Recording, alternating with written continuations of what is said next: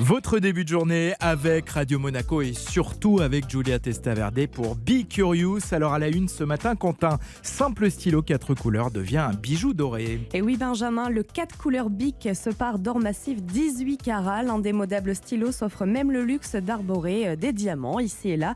La création a été imaginée par le joaillier Matthew Torner et l'artiste contemporain Richard Orlinski.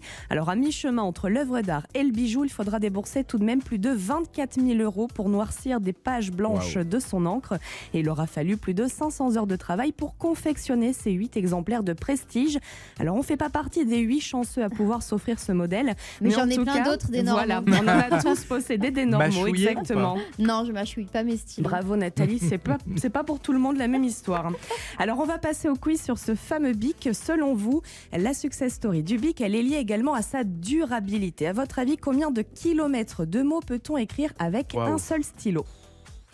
J'ai aucune notion. Kilomètres de Un mots. peu plus. 5, 10, 20 8 kilomètres. 8 kilomètres. Combien de Bic sont produits chaque jour et sortent d'usine? 20 000. 100 000 200 000, un peu plus. Et enfin, la fameuse question, à quoi sert la petite boule située au-dessus des 4 couleurs?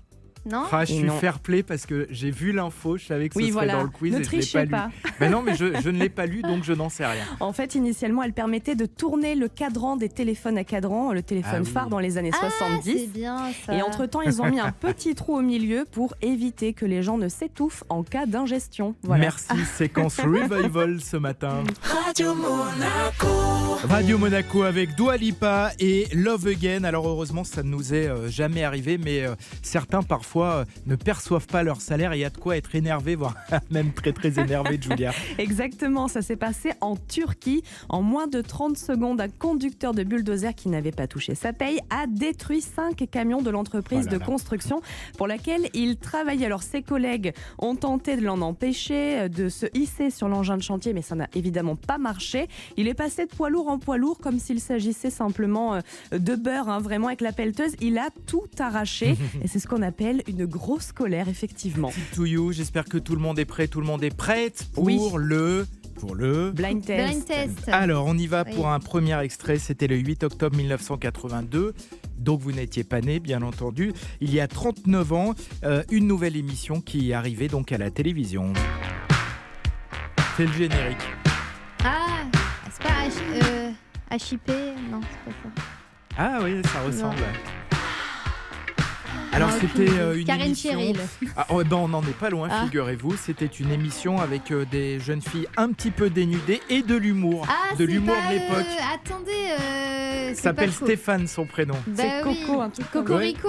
Alors c'est Stéphane Collaro qui présentait Coco Boy avec ses playmates et le fameux bébé de show. L'émission était diffusée en première partie de soirée le vendredi. 2 grands moments rythmaient l'émission, le bébé de show et le striptease de la playmate du mois. L'émission est donc animée par Stéphane Collaro, une équipe comptant Guy Montagnier, Jean Roucas, Martin Lamotte et 4 Coco Girls, dont une est restée assez connue, a fait une jolie petite carrière télévisuelle. Après, vous vous souvenez de qui c'était? Aux côtés de Chavannes, Sophie. Voilà, Sophie Favier. Allez, on y va. J'aurai une anecdote, j'ai pas le temps. Si vous me la réclamez très fort, je vous raconterai mon anecdote sur Stéphane Collaro. Il faudra vraiment me demander très fort. Christine and the Queen. Oui, que lui est-il arrivé donc, elle est devenue Christine? Alors c'est pas ça, que lui est-il arrivé le 8 octobre 2016? Elle a gagné une victoire de la musique. Il y a 5 ans. Non mais c'est tout aussi prestigieux. Elle a dansé. Elle faisait une couverture d'un magazine. Vogue. Elle. Time. Ouais, le Time. Le 8 octobre 2016, Christine and the Queens faisait la couverture du prestigieux magazine américain Time pour illustrer, tenez-vous bien, la nouvelle génération des leaders qui refont actuellement le monde. Un honneur qui en dit long sur l'ascension qu'elle avait à l'époque. Allez, dernier extrait, un anniversaire, ça va aller très vite. Bruno Mars.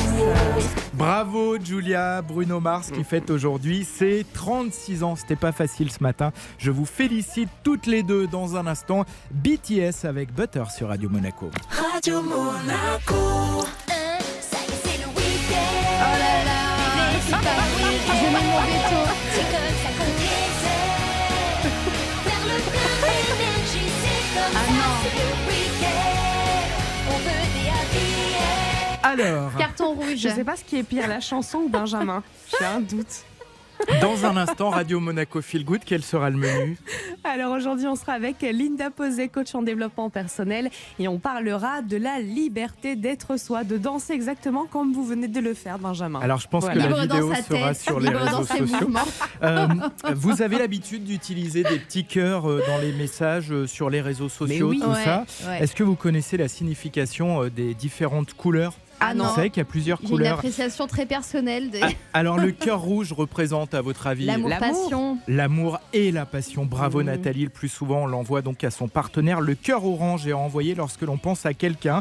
Pour envoyer de l'énergie positive, vous envoyez celui-ci. Le cœur vert, alors lui il C'est représente... l'espoir. C'est la nature. Ah bah pas du tout, c'est Ah la bah, d'accord. jalousie. Ah bah d'accord.